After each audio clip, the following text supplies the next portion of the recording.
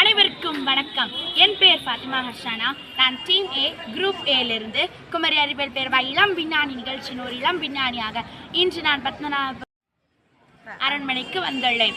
இங்கே நான் 8 தொகை நூல்களின் அறிவியலை பற்றி கூறேன். யாதும் ஊரே யாவரும் கேள் என்று உலகளாவிய தத்துவத்தை அன்றே உறக்க சொன்னது நம் தமிழ்.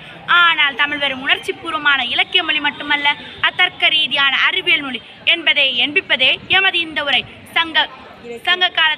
சங்க இலக்கியத்தின் தொகுப்பான அறிவியல் உரையே இது பொதுப்பானதானது. புறநானூற்று பாடல் ஒன்றில் உரையூர் முதுகண்ணன் சாத்தனார் அழகாக குறிப்பிடுகிறார். செந்நாயிற்று செலவும் அந்நாயிற்று பறிப்போம். சூரியனின் இயக்கம், அதன் ஈர்ப்பு விசை, காற்றே இல்லாத வெற்றிடம் பெற்ற புரிதல் அன்றே நம் தமிழர்களிடமிருந்தது. பூமி உருண்டை என்பதையும் அத்தண்டத்தானே சுற்றுகிறது என்பதையும் நம் முன்னோர் நாளம் என்று சொல்லின் மூலம் உணர்த்தினர்.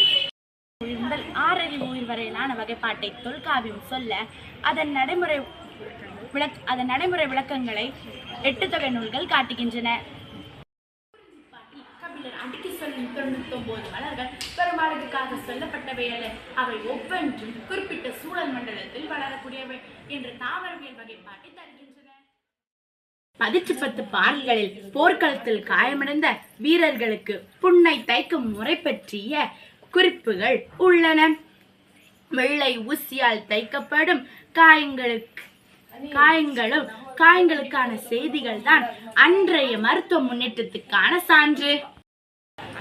அன்பு நண்பர்களே, 8 தொகை என்பது வெறும் பாடல்களின் தொகுப்பு மட்டுமல்ல, அது ஒரு தரவு பெட்டகம். தமிழன் அன்றே பகுத்தறிவுடனும் அறிவியல் பார்வையுடனும் வாழ்ந்திருக்கின்றான் என்பதற்கு இந்த நூல்களே சாட்சி.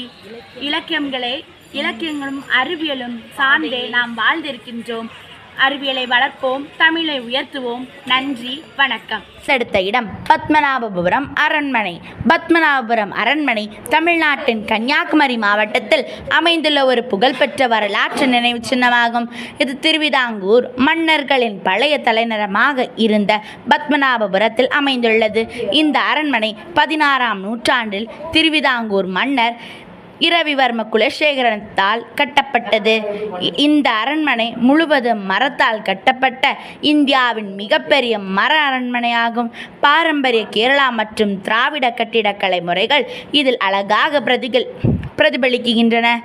அரண்மனையில் முக்கிய பகுதிகள் மண்டபங்கள், அரசர் தங்கும் அறைகள், தானிய களஞ்சியம், ஆயுதாசபுரம் அரண்மனையின் சிலைகள் மற்றும் சிற்பங்கள் அக்கால மக்களின் பண்பாடு, மத நம்பிக்கை மற்றும் கலை பாரம்பரியத்தை அறிய உதவுகின்றன, முக்கிய ஆதாரங்களாக விளங்குகின்றன.